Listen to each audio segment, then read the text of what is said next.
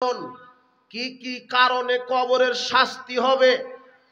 এক, কেউ যদি আল্লাহর সাথে শিরক করে, শিরক কি?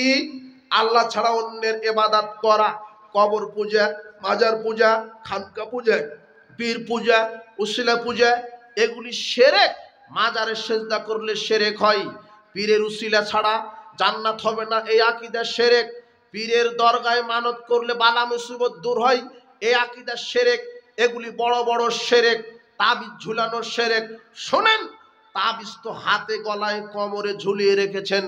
আকবালা ইলাইহি রাতুলিন নবী সাল্লাল্লাহু আলাইহি ওয়াসাল্লাম, মুহাম্মদ সাল্লাল্লাহু আলাইহি ওয়াসাল্লামের কাছে 10 জন ব্যক্তি আসলেন ইসলাম কবুল করবেন বলে। কয়জন ব্যক্তি এসেছেন? 10 জন। বায়াতা তিসআতান আমসাকা 9 দিন 9 জনকে মুহাম্মদ সাল্লাল্লাহু আলাইহি ওয়াসাল্লাম ইসলাম কবুল করিয়ে দিলেন, আর একজনকে ইসলাম কবুল করালেন না। সাহাবীগণ বলছেন, বায়াতে তিসআতান ওয়া তারাকতা হাযা, আল্লাহর নবী আপনি 9 জনকে ইসলাম কবুল করিয়ে দিলেন, আর একজনকে ইসলাম কবুল করালেন না। রাসূল বলছেন, ইন্না আলাইহি তামিমা, শোনো দেখো, ওই যে যাকে আমি ইসলাম কবুল করিয়ে দিলাম না, ওর হাতে তাবিজ আছে। ফাআদখালা ইয়াদাহু ফাকাতাহা, লোকটি শোনার সাথে সাথে তাবিজটা আঙুল ঢুকে ছিঁড়ে ফেলে দিলেন। ফাবায়াহু, তখন মুহাম্মদ সাল্লাল্লাহু আলাইহি ওয়াসাল্লাম তাকে ইসলামের বায়াত কবুল করালেন, তাকে কালেমা শাহাদাত পাঠ করে মুসলিম করে দিলেন। শোনেন, হাতে তাবিজ থাকা অবস্থায় ইসলামই কবুল করতে পারে না, হাতে গলায় কবরে তাবিজ থাকা অবস্থায় ইসলামই কবুল করতে পারে না। অথচ আপনি তাবিজ নিয়ে চলে গেছেন হজ করতে, তাবিজ নিয়ে আদায় করছেন তাহাজ্জুদ, আর আপনার মসজিদের হুজুর তাবিজও বিক্রি করছে, ইমামতিও করছে। আরে হাতে তাবিজ থাকা অবস্থায় ইসলামই কবুল করতে পারে না, ওই ইমামতি করতে পারে কি করে? যে ইমামের হাতে, যে ইমাম তাবিজ বিক্রি করবে ও মুশরিক, ওর পিছনে সালাত হবে না। যার আকীদাতে শিরক আছে, যে বলে আল্লাহ নিরাকার, তার পিছনে সালাত হবে না। যার আকীদা আল্লাহ সব জায়গাতে বিরাজমান, তার পিছনে সালাত হবে না।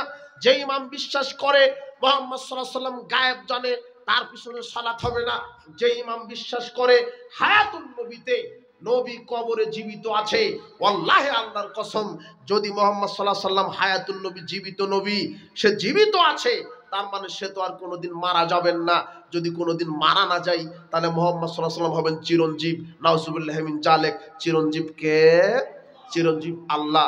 যদি কেউ বিশ্বাস করে হায়াতুন নবীতে, তাহলে সে মুশরিক। এই আকীদা সম্বলিত ইমামের পিছনে সালাত হবে না।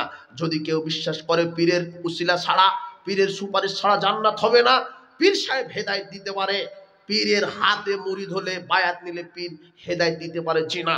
পীর তো বহুদূরের কথা, নবীদের ক্ষমতা হয়নি কাউকে হেদায়েত দেওয়ার। নূহ আলাইহিস সালাম তার ছেলেকে হেদায়েত দিতে পারেননি, ইব্রাহিম আলাইহিস সালাম তার বাপকে হেদায়েত দিতে পারেননি। সর্বশ্রেষ্ঠ মানুষ, সর্বশ্রেষ্ঠ মহামানব মুহাম্মদ সাল্লাল্লাহু আলাইহি ওয়াসাল্লাম, তিনি তার চাচাকে হেদায়েত দিতে পারেননি। তিনি তার চাচা আবু তালেবের মৃত্যুর সময় বলছে, ইয়া আম্মি, হে আমার চাচা, একবার বলেন লা ইলাহা ইল্লাল্লাহ। হে আমার চাচা, একবার বলেন লা ইলাহা ইল্লাল্লাহ।